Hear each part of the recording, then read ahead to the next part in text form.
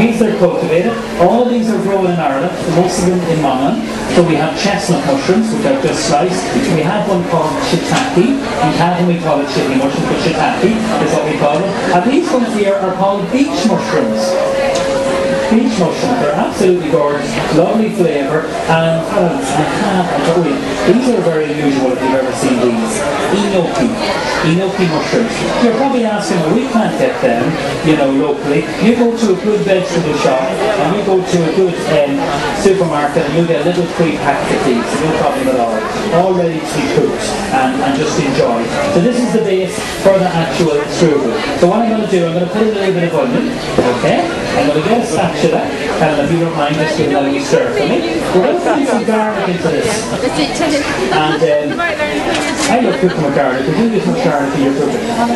All the time, absolutely. And you were telling me this year, it's a brilliant ingredient. It's actually one of the healthiest things you can cook with. Now there we go, Mark, we're making each other.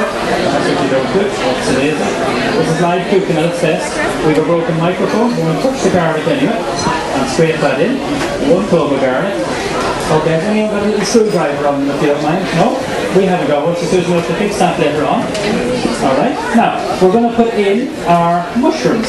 So this technique is known as the sweat off. You're just cooking the onion, the garlic, we're getting it nice and aromatic. And then we're going to put in our mushrooms here. You're doing a wonderful job. Thank you very much. Lovely. Okay, now, so our onions in there, we're going to get some fresh herbs, and we're going to put in a little bit of butter. So we are. Just a tiny little bit of butter, we have it over there, Susie. Good woman. And of course the flavour, mushrooms love butter, they love pepper. And when you cook with the rapeseed oil, if you use the rapeseed oil and butter, the rapeseed oil will stop the butter from burning. I'm just going to put a little knob on that. Okay, so this is what we're doing. We're just cooking this here. A good tip for you, some of you I recognise were here this morning, so you're welcome back. And this is a really good tip for salads or herbs. I'm sure you were telling me you're growing a lot of your own food, absolutely your own herbs. Damp tissue on salads or herbs, covered in cling film in the fridge, and that will keep for 4 or 5 days without wilting. That's a really good tip that I was showing in various restaurants that I would have went to. So what we're going to do, we're going to do a lovely selection.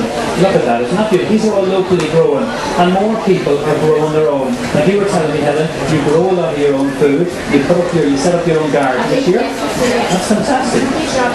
Absolutely. And I mean, that's what organic means. Don't be afraid of the word, it means naturally growing. You know, we're all more or less doing that because we're not, you know, when you're growing at home, you're doing a wonderful job there. A little bit of basil, and then we put a little bit of thyme into this. So I'm going to chop all this nice and roughly, not too small. So a little bit of thyme. So see what we're making here, everyone, is what you call a duck salad. Sounds very fancy, but all it is onion, garlic and mushrooms. Now can you just watch me when I'm chopping this? And don't forget to look over at the screens there. Just watch your fingers when you're doing this. So I have some flat leaf parsley, some basil. Now I don't want you all having to go up and buy 3 punnets of herbs. Just use parsley, it doesn't matter. Alright? But if you grow on your own, this is a great way of using it. And you're showing off shaking that pan, I'm watching you. This is great, well done. Well done, absolutely, absolutely. Good, I'm glad someone's watching the TV. Okay, so we have our herbs in there. That only goes into the last minute. And why we're doing this first is to let it cool down. If I wrap the feel of pastry in this, it's a disaster. It's going to leak all over the place. So we don't want that. So we're just going to get a plate. You can have a plate for me, Susan, have you? If you eat it or a bowl, it doesn't matter, Susan. Whatever you have. And then what we're going to do is move on to our dessert, if you want to get that. You are a star. Fantastic. Now, I'm going to grab that off you. And we're going to scrape this. So everyone, I'll just show you in the bowl. Say you wanted to make this into a stuffing, and trust me, a mushroom stuffing is delicious. You would put in a little bit of stock, a little bit more butter, and also you'd stir in your breadcrumbs. It would be absolutely gorgeous. Now I'm going to move that out of the way. Just be careful, no touching, alright? Let that cool down, and then we'll come back to that. Now, okay, we're going to move on to the strudel, do that, and then we're going to move on to your dish. Is that okay? So this is a really easy. We've cooked off the mushrooms, which have cooled. Can you feel that there, honey? Just feel it. So they're not too warm. If they're hot, they'll just melt the whole they'll just burst the whole pastry. Now, Susan, you might get me the egg wash. Okay. Now, so this is phyllo pastry. I use a lot of this in the restaurant. And I made a lovely tart this morning. I know some of you were here this morning. You're back again, Mary. Jesus, good on you. Okay, we made a beautiful pear and almond tart. And instead of using sugar pastry, it was phyllo. Much nicer. I think you enjoyed it, didn't you, Mary? Yeah. Fantastic. Now, I'm going to get you to help me here. I'll just show you how we do this. Susan will get the tray of parchment paper. So we have, what have we got here? 1, 2, 3 layers of phyllo pastry. So if you brush the whole layer of that, not have a little bit extra. Sorry to put it across it. I'll cut this off. You can use that again, don't worry about that. And phyllo pastry will keep for about 2 or 3 weeks in your fridge. You must cover it with cling film. Or else it will crack and you'll be chucking it in the bin. That's brilliant. So what Helen's doing is just brushing it with egg wash, 1 egg and milk. That's all we're doing. Now, next thing we do is we get our mushroom mixture. Now, if you don't like mushrooms, I have a couple of sisters who do not like the texture of mushrooms. You can use courgettes, you can use roast peppers, thank you very much. And you can use also semi-sun-dried tomatoes, which we'll be using very shortly. Okay, we put this in here.